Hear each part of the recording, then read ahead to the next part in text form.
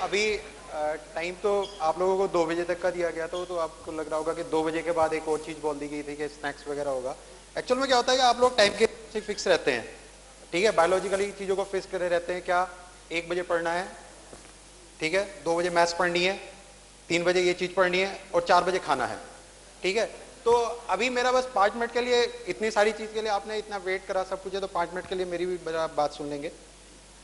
देखिए, अभी तक जो आपको बातें बताई गई, सर ने अपने अपने व्यूज बताए, सब कुछ है यहाँ। आज इस चीज़ को सबको देख करके मुझे अपने इसको आप, मैं भी कहूँगा आप प्लीज़ इसे बंद कर लीजिए, मुझे पीछे के बच्चे नहीं दिखाई देते, इसको लाइट को बंद।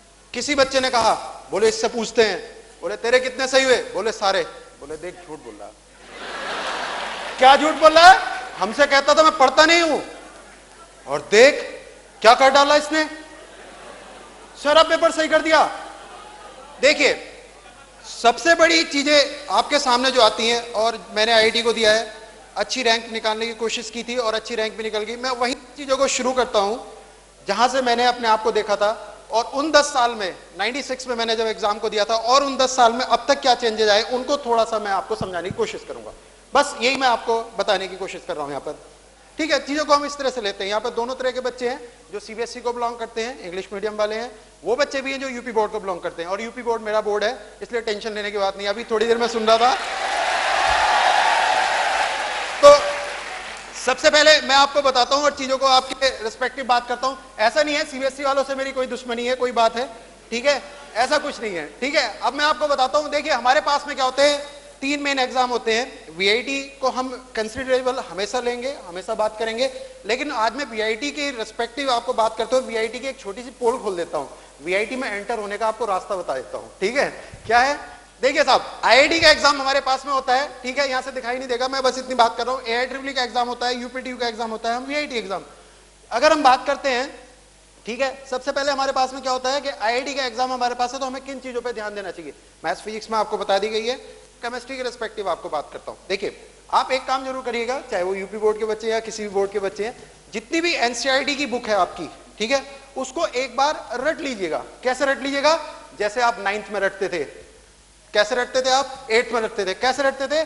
पिताजी ने कहा ऐसा है क्या, ये जो 4 पेज है ना तेरे याद हो जाने चाहिए, नहीं तो उसके बाद क्या होगा, उसके बाद तुझे बजेगा, ठीक है। तो आपको क्या करना है, एनसीईआरटी आप फॉलो कर रहे हैं या नहीं कर रहे हैं, लेकिन आपकी एनसीईआरटी टिप्स होनी चाहिए, स्पेशली केमिस्ट्री में, ठीक है। अब मैं आपको बात करता हूं कि आईआईटी के रिस्पेक्टिव केमिस्ट्री क्या कह रहा है और कैसे चीजें चेंज हुई हैं। देखिए, आईआईटी में अगर हम चले जाते हैं, किसी भी इंजीनियरिंग एग्जाम में हम चले जाते हैं, तो अब चीजें बहुत ज्यादा चेंज हो गई हैं। अब क्या है, हमारा मॉडर्नाइज जो आपकी चीजें बनती जा रही हैं, उसके बाद में हमें फाइबर पर बहुत ज्यादा वर्किंग हो रही है हमारी, ठीक है, सॉफ्टवेयर पे बहुत ज्यादा वर्किंग हो रही है। तो आईआईटी एक अच्छे इंस्टीट्यूट होते समय वो अपने आप में एक चीज का स्पेशल ध्यान रखे हुए है कि क्यों ना बच्चे को एक वो नॉलेज हो जिसको वो आगे जाकर के डिलीवर कर सके, समझ सके। Physical chemistry, organic chemistry, inorganic chemistry, 3 हमारे पास में पार्ट हुआ करते हैं। फिजिकल केमिस्ट्री क्या है, कुछ नहीं है, आर रख दिया, वी रख दिया, पी रख दिया, एन निकाल लिया। किसने पढ़ाया जी? अरे बड़े गजब के टीचर हैं, ऐसे वाले वैसे वाले हैं। क्यों साहब, उन्होंने क्या स्पेशल पढ़ा दिया? नहीं कुछ नहीं, उन्होंने कैलकुलेशन जरा जल्दी कर दी थी, ठीक है। अब ये क्या हुआ, ये वो चीज है, फिजिकल पार्ट आपका वो पार्ट है। मैं आपको देखिए पार्ट्स के डिस्कस कर रहा हूं, जिसको जनरली हर कोई कर लेता है, ठीक है। तो आपको क्या करना है, इसको ध्यान रखना है, इसके बेसिक्स पे ध्यान रखना है, सब चीजों पे ध्यान रखना है। लेकिन आपके जो सबसे बड़े गवर्निंग फैक्टर होते हैं वो ऑर्गेनिक और इनऑर्गेनिक केमिस्ट्री होते हैं, ठीक है। एक एग्जाम्पल आपके पास में, आपका एग्जाम हुआ, ठीक है, आप एक एग्जामिनेशन हॉल में बैठे हुए थे, वहां पे लिखा हुआ था cos square theta plus sin square theta is equal to what, 1, ठीक है। अगला सवाल आया, क्या सवाल आया कि आपके पास में x इज इक्वल टू 2 लिखा हुआ है, आपसे कहा x स्क्वायर कितना होगा, आपने कहा 4, बोले जी हम सेलेक्ट हो गए। नहीं साहब, सेलेक्ट नहीं हुए। ये क्या हुआ, ये प्रोग्रेस है, ये प्रोसेस है, ये बढ़ रही है, आप करेक्ट करते जा रहे हैं। सेलेक्ट तो आप वहां होंगे जहां पे दूसरा वाला नहीं करेगा और आप कर देंगे। ये सबसे इंपॉर्टेंट पार्ट है, वही सिलेक्शन होता है और कहीं सिलेक्शन नहीं होता। सिलेक्शन केवल उसी जगह पे होगा, और वो जगह क्या है, मैं आप देखिए, मैं इस बात के लिए नहीं कर रहा फिजिकल से कोई दुश्मनी है कभी कुछ है, मैं एक बात करूं, फिजिकल केमिस्ट्री एक आपका, फिर मैं कह रहा हूं कैलकुलेटिव वे है, उसको कैलकुलेशन करने पे इतना ज्यादा एडवांटेज नहीं आता। ऑर्गेनिक में मैकेनिज्म में उसके इफेक्ट्स, ठीक है। अब थोड़ी देर में मैं उनको कैटेगराइज भी करूंगा, यूपी बोर्ड वालों को बताऊंगा उन्हें कैसे करना, सीबीएसई वालों को बताऊंगा उन्हें कैसे करना, आईसीएसई वालों को कैसे करना, उन्हें भी बताऊंगा जिन्हें कुछ नहीं करना, ठीक है, ठीक है साहब। तो आपको क्या करना है, ऑर्गेनिक केमिस्ट्री के अपने मैकेनिज्म वाले पोर्शन को स्ट्रॉन्ग करना है। आईआईटी के अंदर जो गवर्निंग फैक्टर आता है, मैं उस पर आ जा रहा हूं आपके पास। ऑर्गेनिक और इनऑर्गेनिक गवर्निंग आता है। अगर आपको लिखना है या आपको मन है कि हम इस चीज को जान लें, और ये फैक्ट कह रहा हूं, ये मेरा अपना एक्सपीरियंस कह रहा है, लास्ट 7 साल का ये एक्सपीरियंस कह रहा है, ऑर्गेनिक इनऑर्गेनिक ज्यादा आता है। सर ऑर्गेनिक इनऑर्गेनिक ज्यादा आता है, ये तो आपने बता दी, अब ये बता दो क्या क्या आता है। ठीक है, पेपर बता दो। हाँ जी, पेपर बता दिया। क्या बता दिया? जितनी भी नेम रिएक्शंस हैं, जितनी भी नेम रिएक्शंस हैं और एनसीईआरटी में दी हैं और स्पेशली ब्लॉक में दी हुई हैं, उन्हें करके जाएंगे आप। आपको एक और आश्चर्य की बात बताते हैं, एनसीईआरटी के फ्रंट और बैक पे जो फिगर्स बनी होती है ना, अगर कभी आप गौर से देखें, N2O5 की फिगर बनी हुई है, XeO3 की है, आपको बड़ा आश्चर्य होगा, लास्ट 3 साल से 12-12 नंबर के पैसेज उन्हीं फिगर से आते हैं। मतलब वो फिगर वहां पे एज ए क्वेश्चन लिखी होती है। मैं ऐसा नहीं कह रहा वो हमेशा अंदर की ओर आ जाएगा, लेकिन हम ये कह रहे हैं कि एनसीईआरटी में जो भी चीज ब्लॉक में लगी हुई है वो डेफिनेटली आपकी एज ए पैसेज बन के 12 नंबर वाले क्वेश्चन में आएगी। अब मैं थोड़ी देर में कंपेयर करूंगा चीजों को, अभी मैं पहले आपको केमिस्ट्री की तीनों चीजें बता रहा हूं। फिर उसके बाद में आपको क्या करना है, फिर उसके बाद अब यूपी बोर्ड वाले सोच रहे होंगे यार ये क्या बात करे जा रहा है, अभी तो हमारा पक्ष लिया था, अब थोड़ी देर में एनसीईआरटी पे आ गया। नहीं साहब, आपकी भी बात करेंगे। ठीक है, फिर उसके बाद में हमारे पास में आती है बात इनऑर्गेनिक की। इनऑर्गेनिक एनसीईआरटी का एक सिंगल क्वेश्चन, मतलब आपका क्या होता है, एक भी अक्षर आईआईटी के अंदर इनऑर्गेनिक का जो भी होगा वो आपका एनसीईआरटी से बाहर नहीं आएगा। इसीलिए मैं आपसे कह रहा हूं उसे रट लीजिए। ये आज बात कर रहे हैं और हम 15 अप्रैल को बात करेंगे, तब आप कंपेयर करिएगा कि दुष्यंत सर ने कोई बात बताई थी हमें, तब आप मेरे से बात करिएगा, हाँ सर आपकी बताई हुई बात नहीं आई। ये कॉन्फिडेंस कह रहा है, ये घमंड कह रहा है, सीधी सी बात है। चलिए, घमंड कह रहा है, किस बात का घमंड कह रहा है? इतना ज्यादा चीजों को एनालाइज करा है, इतना ज्यादा चीजों को सबको कर रखा है, तो हमें पता है कि ये चीज होगी। कैसे चीजों को करना है अब मैं आपको बताता हूं, उसमें चीजों को कैसे करना आपको। ठीक है, आपकी आईआईटी के रिस्पेक्टिव देखिए, सर ने अभी एनपी सर ने कहे थे हम पढ़ा नहीं सकते चीजों को, लेकिन समझा सकते हैं। अब आपको क्या करना है, आपको ऑर्गेनिक और इनऑर्गेनिक को मेन गवर्निंग करना है, ऑर्गेनिक और इनऑर्गेनिक को मेन गवर्निंग करना है। ठीक है साहब, AIEEE की अब हम बात करते हैं। ठीक है, जो सबसे ज्यादा बच्चे पढ़ते हैं, कितने बच्चे पढ़ते हैं भैया? 13 लाख बच्चे पढ़ते हैं इसको। ठीक है, कितने का होता है? 450 नंबर का किसी का होता है, और एक नंबर पे 3000 रैंक फिक्स होती है, और एक नंबर का कोई सवाल नहीं होता। सवाल कितने नंबर का होता है? कितने नंबर का होता है? 4 नंबर का। 3 नंबर का नहीं होता। 3 नंबर का तो वहां लिखा रहता है this question is 3 marks. 4 number का होता है, क्यों? -1 भी तो है भाई, गलत करोगे तो -1 नहीं होगा, तो कितने का अंतर हो जाएगा? 4। एक सवाल गड़बड़ होते कितनी रैंक बिगड़ गई आपकी? 12000 रैंक बिगड़ गई। क्या करना आपको? AIEEE जो ट्रेंड बता रहा है, वो AIEEE का जो ट्रेंड अब तक बता रहा है और जो चीजें बता रही हूं आने वाले समय, वो ये बता रही है कि फिजिकल केमिस्ट्री 60% आएगी, 60 to 70% जो आती है फिजिक्स। ये यूपी बोर्ड वाले बच्चे इस चीज को नोट करें, स्पेशली उन लोगों को दिक्कत रहती ही नहीं तो बाद में। AIEEE में 50 to 60% जो आती है वो आपकी, हमेशा ध्यान रखना, फिजिकल केमिस्ट्री आती है। एक एक चैप्टर से एक एक क्वेश्चन उठा हुआ होता है, ये ध्यान रखे रहेंगे पढ़ाई करते समय। ठीक है साहब, फिर उसके बाद में बात आती है ऑर्गेनिक और इनऑर्गेनिक की। इसमें ऑर्गेनिक के IUPAC नेम वाले सब्जेक्ट, ठीक है, और आपके नेम रिएक्शन, और एक चीज ग्रिग्नार्ड रीजेंट नाम का एक शब्द होता है, ये AIEEE वालों का पेट है। मतलब अगर वो ना आए तो ऐसे लगता है पेपर शायद नकली है। ठीक है, तो AIEEE में ध्यान रखेंगे, आपका ग्रिग्नार्ड रीजेंट एक बहुत इंपॉर्टेंट रोल प्ले करता है। इनऑर्गेनिक चलती फिरती आती है। 3 टॉपिक बहुत फेमस है जो इनऑर्गेनिक के आया करते हैं। पहला आपका आया करता है उसके अंदर पीरियोडिक टेबल, केमिकल बॉन्डिंग। ध्यान रखेंगे, केमिकल बॉन्डिंग कोई भी बच्चा छोड़ करके नहीं जाएगा। ठीक है, बॉन्ड ऑर्डर जो उसके अंदर चीजें होती हैं, छोटी छोटी चीजें, यूपी बोर्ड वाले बच्चों को भी सारी चीज बता देंगे कि कैसे चीजों को निकालना होता है। अब बात आती है यूपीटीयू की या यूपी सीट की। ठीक है, यूपी सीट में आपको हम बता दें, इसमें 5 सवाल ऑर्गेनिक के केवल नेम रिएक्शन होते हैं। 5 सवाल ऑर्गेनिक के केवल नेम रिएक्शन होते हैं, और एक आपको छोटा सा एग्जाम्पल बता रहे हैं, एल्डोल नहीं तो कैनिजारो नहीं तो एल्डोल, इनमें से किसी एक को आना होता है। और किसी ने अगर एग्जाम दिया था लास्ट ईयर तो अपने आप देख सकते हैं कि दोनों आए थे इस बार, एल्डोल नहीं तो कैनिजारो नहीं तो एल्डोल, ये डेफिनेट आपके आया करते हैं। ठीक है, यूपीटीयू में ऑर्गेनिक मेन गवर्निंग फैक्टर होता है। 50 to 60% ऑर्गेनिक केमिस्ट्री आया करती है, ध्यान रखना। 50 to 60% आपकी जो होती है वो ऑर्गेनिक केमिस्ट्री आती है। ठीक है साहब, तो ये तो हो गई सब्जेक्ट की बात। ठीक है, अब बात आती है कि यूपी बोर्ड वाले बच्चे किस तरह से करें। अगर यूपी बोर्ड वाले, कितने बच्चे हैं यूपी बोर्ड के? यहाँ पर मेजोरिटी यूपी बोर्ड है। ठीक है, तो टेंशन मत लीजिए, 2 हाथ इधर से भी आपके लिए हैं। ठीक है, मैं भी यूपी बोर्ड का हूं। देखिए आप लोगों को क्या करना है, मैं सभी पे अब थोड़ी देर में आऊंगा, क्योंकि देखिए जब सब आए हैं तो सबका ध्यान रखना पड़ेगा और सबका ध्यान रखना चाहिए। मैं यहाँ पे कोई दो डिफरेंस पैदा नहीं करना चाह रहा हूं, लेकिन मैं बताना चाह रहा हूं कि चीजें कैसे होती हैं। देखिए साहब, सबसे पहली बात तो हमारे पास में और आपके पास में क्या अंतर रहता है, जरा सुन लीजिएगा मेरी बात को। अब मैं आपको सबसे इंपॉर्टेंट बात बता रहा हूं, चार मेन बात सभी के लिए बता रहा हूं। इकोनॉमिकली कौन कौन से एग्जाम, कैसे कैसे एग्जाम, किस किस में कितना नुकसान, किस किस में कितना फायदा।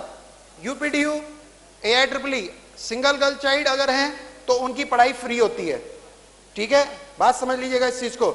आप में से फॉर्म भरते समय सबसे ज्यादा समस्या जो आपके पास आएगी वो ये आएगी, एक भरा, दूसरा भरा, तीसरा भरा, चौथा भरा, घर वाले कह रहे बस बहुत हो गए, ये सबसे बड़ी समस्या आती है। तो ध्यान रखिएगा, वहां पर आपके स्कॉलरशिप होने के कारण आपको वहां पर फ्री, गर्ल्स कैंडिडेट को फ्री एजुकेशन है, ये ध्यान रखेंगे। यूपीडीयू में कोई फीस नहीं लगती है उनकी, ठीक है, नंबर एक बात। दूसरी बात आती है यूपी बोर्ड के बच्चों के साथ में वो सबसे बड़ी समस्या रहती है हिंदी इंग्लिश वाली। जरा सुन लीजिए अब इस बात को, आपके साथ में जो सबसे बड़ी समस्या बनी रहती है वो हिंदी इंग्लिश वाली है। तो ध्यान रखेंगे, हिंदी इंग्लिश से आपको कोई मायने नहीं है। आप हिंदी में पेपर लेना चाहते हैं हिंदी में ले लीजिएगा, आप इंग्लिश में पेपर लेना चाहते हैं इंग्लिश में ले लीजिएगा।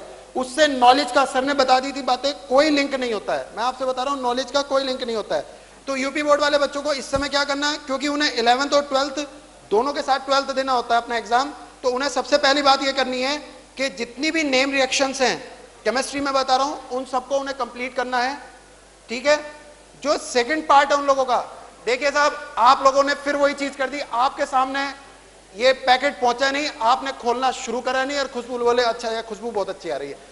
5 मिनट और रुक जाइएगा, उसके बाद आपको जो करना वो कर लीजिएगा। मैं यूपी बोर्ड वाले बच्चों को बोल रहा हूं, आपके लिए एक चांस है। आप लोगों को क्या करना है, जो सेकंड वाली आपकी बुक है, सेकंड बुक, ठीक है, जिसमें आपका रसायन बलगितगी, ठीक है, आपका आयनिक, ये सारी चीजें, उसको आपको कंप्लीट करना है।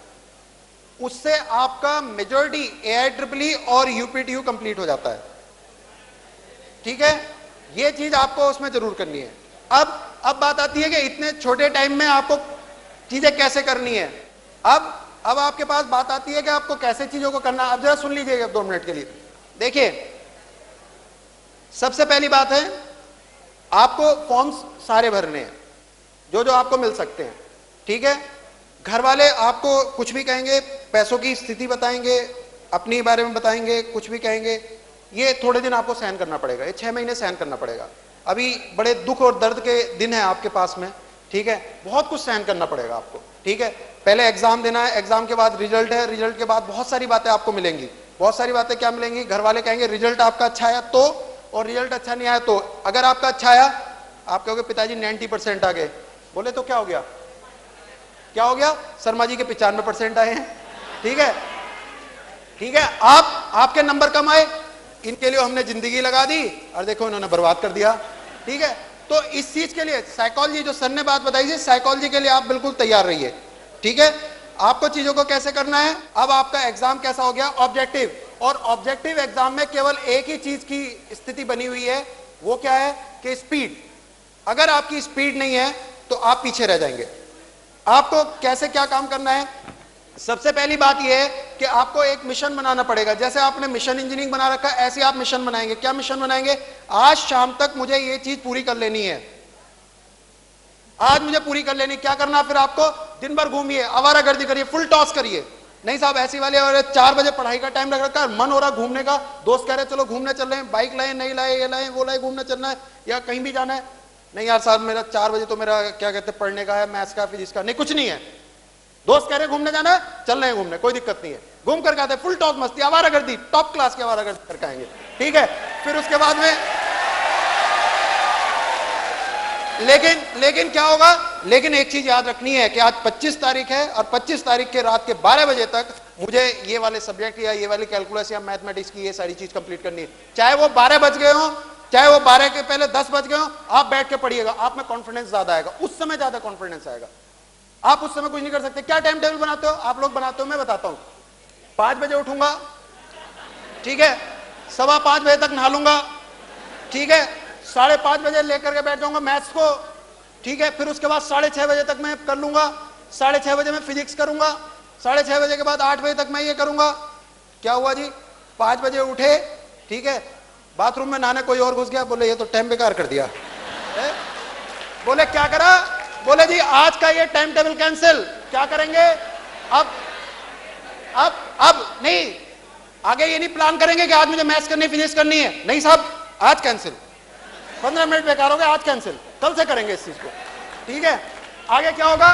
एक नया पेपर तैयार करा जाएगा। क्या लिखा जाएगा? जय मां सरस्वती।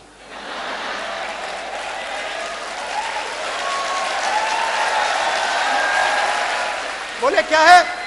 कसम है, मुझे मूर्ति की तरफ भी देख लिया। बोले कसम है, अगर मैंने गड़बड़ करी तो 2 सवाल गलत करवा देना, कोई बात नहीं। अगले दिन फिर टाइम टेबल बनाया, फिर अपनी पढ़ाई शुरू करी, फिर बिगड़ गया। बोले नहीं, सरस्वती माता जी जो है वो थोड़ी पोलाइट पढ़ रही, मेरा दिमाग चल नहीं रहा। बोले कोई बात नहीं। बोले सबसे खतरनाक वाले को लाते हैं, क्या? जय बजरंगबली।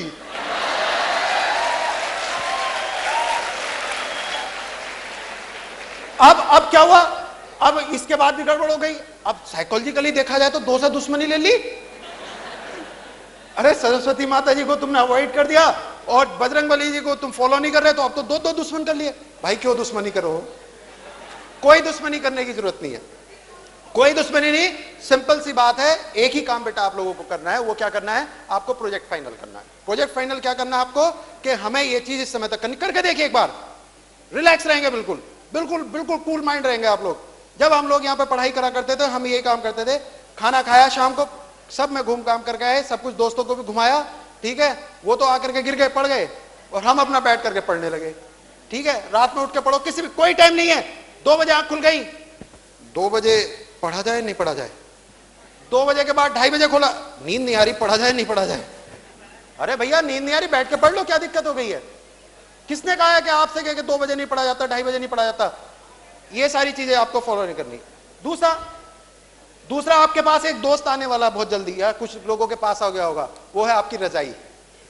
ठीक है, पैटर्न है आपको एग्जाम में। भाई आईआईटी का एग्जाम हम देने जाएंगे, 9 से 12 हमारा एग्जाम होगा, और साथ में एक रजाई मिलेगी। फॉर्म पे लिखा हुआ है इस साल। ऐसा होता है क्या? तो तुम क्यों ऐसा करते हो? क्या करते हो? क्या है? बैठे हुए रजाई में बैठ गए, बैठ करके पढ़ाई कर रहे। भैया वहां तो रजाई मिलेगी नहीं, वहां ठंड होगी तो इन कपड़ों में रहना या किसी भी चीज में रहना, लेकिन आपको रजाई मिलेगी। तो आपको क्या है? चलो यार दुष्यंत सर की बात मान लेते हैं, कुछ बात तो समझा रहा था, आईआईटी वाईआईटी से था वो, चलो मान लेते हैं इस बात। क्या करे? मेज पे बैठ गए, पीछे रजाई रखी है, इधर मेज रखी है, इधर कुर्सी रखी है। क्या रखा है भाई? बोले कसम है, सरस्वती माता की कसम है, अगर मैं रजाई में गया पढ़ाई से पहले पूरे सवाल सॉल्व करूंगा। इधर से जैसे अभी हवा आ रही है, वहां हल्की सी हवा आने लगी। बोले यार हल्की हवा आ रही है, पैरों में ज्यादा लग रही है।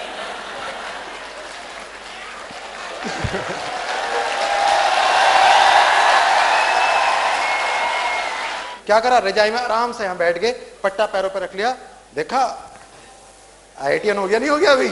ठीक है, काम कर रहे हैं, पढ़ाई चल रही। बोले नहीं अब पढ़ाई नहीं, अब तो क्या करना, याद करने की चीज करनी चाहिए, फॉर्मूले याद करते हैं। क्या करा? एक और साथी है, कौन है? तकिया पीछे लगाया। बोले आहा, बोले जी अब बहुत अच्छा लग रहा है? पढ़ना शुरू करे। बोले कमर पीछे को जा रही, कैसे? बोले नहीं भाई थोड़ी सी देर में। बोले इसे हटाते हैं, तख्ता है ना दिक्कत कर रहा है, इसे हटाओ, उधर को हटा दिया। रजिस्टर लिया, कसम है पूरे फॉर्मूले याद करके है, ये। थोड़ी देर में क्या हुआ? धीरे धीरे धीरे फट।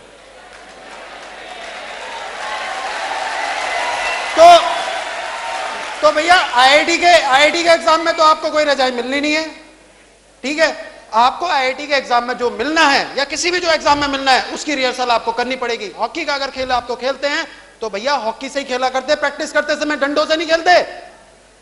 क्रिकेट का अगर कोई गेम होता है तो ऐसा नहीं करते कि एक काम करते, एक डंडा पकड़ लेते हैं, इससे आज क्रिकेट खेलेंगे, वहां उस दिन बैट मिलेगा, ऐसा नहीं होता है। वहां जो चीज मिलेगी उसी से आपको प्रैक्टिस करनी पड़ेगी। अगर आपका एग्जाम 9 से 12 अगर है, तो आपको 9 से 12 संडे को अपने घर 3 घंटे बैठना पड़ेगा। आपको अपनी बायोलॉजिकली बॉडी को चेंज करना पड़ेगा। क्या चेंज करना पड़ेगा आपको चेंज करना पड़ेगा कि मुझे 12 बजे खाना खाने की आदत छोड़नी पड़ेगी, मुझे 9 बजे से पहले खाना खाने की आदत रखनी पड़ेगी। क्यों? क्योंकि आपके साथ में एक बहुत बड़ी समस्या वहां एग्जाम में जो आती है, अब मैं बता रहा हूं, एग्जाम दिया है, रैंक निकाली है, टॉप रैंक निकाली है, तो मुझे पता है अपने टाइम पे जब मैंने रैंक निकाली, तो मुझे एक चीज का फैक्टर था, जैसे ही हम पहला वाला पेपर दे लेते हैं। अब इसको समझिएगा, अगर आप लोगों को भूख ज्यादा लग रही है तो मैं हट सकता हूं, आज आप जम के खाइए, ठीक है, इट्स ओके।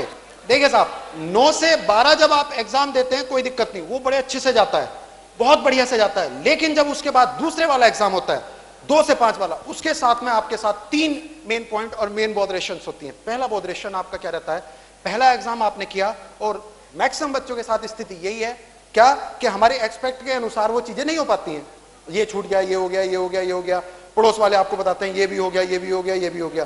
तो एक तो आपके साथ वो बर्डन होता है, दूसरा आपके साथ जो एक गंदी आदत रहती है वो होती है 2, ढाई, 3 बजे, जितने बजे भी आप खाना खाते हैं, बायोलॉजिकली बॉडी क्या करती है, जैसे 3 बजे आपको पेट में भूख लगने लगेगी। होगा आप एग्जाम में कैसे जाएंगे बेटा, आप एग्जाम में अपनी यूनिफॉर्म जो भी कपड़े उपड़े में जाएंगे उसी में बैठ करके आपको पढ़ाई करनी है, उसी में आपको रिहर्सल टेस्ट करना है, तब आपको पता चलेगा क्या क्या वीकनेस आती है। अगर आपको लगता है कि 2 से 5 वाले में आपको वीकनेस हो रही है, चक्कर आ रहे हैं, तो उस चीज का आपको अल्टरनेट करना पड़ेगा। आप अपने साथ बिस्किट ले जाइएगा उस दिन, कोई दिक्कत नहीं है, आप टॉफी ले जाइएगा, आप जो भी कन्वेंट फील कर सकते हैं। फिर या फिर डॉक्टर को दिखाइए कि आप 2 से 5 के समय में आपको 3 बजे हमेशा बुखार आ जाता है या हमेशा प्रॉब्लम खड़ी हो जाती है, ये चीज करनी पड़ेगी। सिलेक्शन लेने के लिए इतनी आसान चीजें नहीं होती हैं कि भाई साहब हमने ऑर्गेनिक बता दी, इनऑर्गेनिक बता दी और सारे सवाल करके ले गए, इतना नहीं होता है। अगर ऐसा होता तो सारे पढ़ करके अंदर वहां पे जाते हैं एग्जामिनेशन हॉल में, और सिलेक्शन कितने करते हैं आपको भी ये पता होता है, क्योंकि वहां अंदर बैठ करके जो चीज होती है वो बहुत बड़ी मायने प्ले करती है आपकी।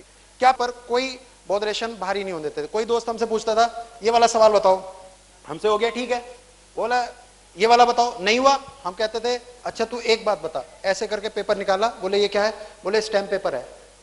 बोले काय का स्टैम्प पेपर है, हम रखे रहते थे 10 रुपए का स्टैम्प पेपर, बोले इस पे लिख दे, क्या लिख दे कि ये वाला सवाल आएगा 1-1 लाख रुपए की तेरी मेरी शर्त है। बोले भाई मैं नहीं लिख सकता, तो बोले हमें क्यों परेशान कर रहा तू, भाई तेरा हो गया, नहीं हुआ नहीं हुआ। सबसे पहली बात है बेटा कि आप लोग अच्छे से खाएंगे पिएंगे, अच्छे से अच्छा खाए पिए, ठीक है। कोई बच्चा ये एक्सक्यूज नहीं देगा, क्या एक्सक्यूज कि ऐसा होता तो ऐसा हो गया, मतलब आप लोग एक बीमारी का जो एक्सक्यूज देते हो, अपने आप का जो एक्सक्यूज देते हो उसे छोड़ दो। दूसरी बात, हर कोई बच्चा मिशन के अकॉर्डिंग पढ़ेगा, कोई भी बच्चा टाइम टेबल के हिसाब से नहीं पढ़ेगा, क्योंकि कभी भी टाइम टेबल सुटेबल नहीं होता। अरे यहाँ का टाइम जो हमारे से धोखा था, ठीक है। क्या मैं अपनी बात करके एकदम मैं बंद कर दूं और एकदम चला जाऊं, नहीं, चीजें क्या होंगी, जब तक चीजें हमें समझ में ना आए तब तक हमें हमारी बात कंटिन्यू रहनी चाहिए, मेरा ये मानना है आपके रिस्पेक्टिव, ठीक है। तीसरी जो सबसे बड़ी बात है, थोड़े दिन के लिए इन घर वालों को, मोहल्ले वालों को, सबको भूल जाओ, दुश्मनी कर लो, दोस्ती कम करो। दुश्मनी, गांव में जब दुश्मनी हो जाती है, मैं ठेठ गांव को बिलोंग करता हूं इसलिए कह रहा हूं, तो क्या करते हैं, दुश्मनी हो गई जी 2 के बीच में, हरपाल सिंह और महिपाल सिंह। बोले जी हरपाल सिंह और महिपाल सिंह में हो गई, हरपाल सिंह ने बड़ा सा क्या करा, बहुत बड़ा बंगला बना लिया। बोले देख महिपाल को दिखाते हैं, महिपाल ने उससे भी बड़ा बना लिया, क्या करा, 10 ट्रैक्टर उसने ले लिए, 10 ट्रैक्टर उसने ले लिए। बोले ठीक है, बोले 2 राइफल मेरे पे 2 तेरे पे, क्या हुआ, अपने आप को स्ट्रांग कर लिया। अब आप क्या करते हैं, आप दोस्ती के चक्कर में सब कुछ बर्बाद कर। मैं ये नहीं कहता दोस्ती नहीं रखनी चाहिए, मेरा कहने का मतलब है इस समय आप दुश्मनी रखिए। दुश्मनी का मतलब यह है कि आप ज्यादा से ज्यादा बच्चों से या ज्यादा से जो ग्रुप है आपके उनसे कट ऑफ करिए 4 महीने के लिए। दूसरी बात, आप कौन थ्योरी ना मानन करके अपनी प्लेटफॉर्म थ्योरी मानिए। कौन थ्योरी क्या होती है बेटा, आपका जो एग्जाम है वो कोई एमपी या एमएलए का इलेक्शन नहीं है, या किसी जगह का कोई ऐसा इलेक्शन नहीं है जिसमें केवल एक सिलेक्ट होगा। ये जो आपका एग्जाम है इसमें कई हजार सिलेक्ट होंगे, और एक सिलेक्ट में क्या होता है, उन दूसरों को सबको काटते रहना पड़ता है और आपको आगे बढ़ते रहना पड़ता है, ठीक है। आपके एग्जाम में क्या है, आप कितनी रैंक ले सकते हो, एक बच्चा कितनी रैंक ले सकता है, केवल एक, ठीक है। आपके अंदर क्या आदत रहती है, आपके अंदर बहुत गंदी आदत एक होती है, मैंने अपने टाइम पे भी देखी है। वो कोई आपका दोस्त आया और आप एक बहुत अच्छा लिटरेचर या बहुत अच्छी सी पढ़ाई आप कर रहे हैं, तो आप क्या करते हैं, उसे छिपाने लगेंगे एकदम कि उसे ना पता चल जाए, वो ना देख ले, ठीक है। और मान लीजिए वो छिपाते छिपाते नीचे गिर गई, आप स्कूल में बैठे हुए हैं और छिपा रहे थे और छिपाते छिपाते वो नीचे की ओर गिर गई, तो आप पता क्या करेंगे, उसे उठाएंगे नहीं। अगर वो बहुत अच्छा लिटरेचर है, गिरा पड़ा रहने दो, उसने उठाया, बोले ये किसका है, बोले मेरा नहीं है। क्यों, तुम्हें डर ये है कि उसे ये पता चलेगा मैं इतना अच्छी पढ़ाई कर रहा हूं, मैं इतने अच्छे मैटर को लेकर के चल रहा हूं, ठीक है। पता नहीं किसी का होगा। यूसुफ काम के हैं। देखिए बच्चों की 2 ही ड्यूटीज होती हैं, एक अपने अंदर काबिलियत पैदा करना, आपका लकी ड्रा निकलना, यानी you have to be capable, capability buildup. दूसरी अपनी हेल्थ का ध्यान रखना। जो अभी दुष्यंत सर ने बात की, रजाई वाली जो बात बता रहे थे, तो वो तभी होगी जब आप अपनी हेल्थ का ध्यान रखेंगे। तो you have to be very very active and also make sure कि आप अपनी कैपेबिलिटी बिल्डअप कर रहे हैं। क्योंकि देखिए आज के टाइम में सब लोग बोलते हैं बहुत कॉम्पिटिटिव टाइम है और ये सब चीज़ें हैं। कॉम्पिटिटिव टाइम तो है, पर आपके पास क्या ऑप्शंस कम हैं? ऑप्शंस बहुत सारे हैं। आज की तारीख में जो एक टेनासिटी वाली बात है, टेनासिटी मतलब अगर आपने सोच लिया करना है तो ऑप्शन इतने सारे हैं कि आप अपनी कैपेबिलिटी, अपनी काबिलियत बढ़ा लोगे। तो ये बहुत ज़रूरी है कि आप हमेशा इस बात पे फोकस रहें कि आपकी कैपेबिलिटी बढ़े। अच्छा, 3 इडियट्स किसने देखी है? सबने। तो 3 इडियट्स में क्या बोलते हैं वो? क्या नाम था आमिर खान का? तो उसमें डायलॉग था, उसमें डायलॉग ये था कि अगर आपके अंदर कैपेबिलिटी है, काबिलियत है, तो सक्सेस तो झक मरा के पीछे आएगी। तो आप अपनी कैपेबिलिटी बिल्डअप कीजिए। I am very thankful to the faculty here, everybody was contributing. क्या यहाँ पर है? राजू जानवी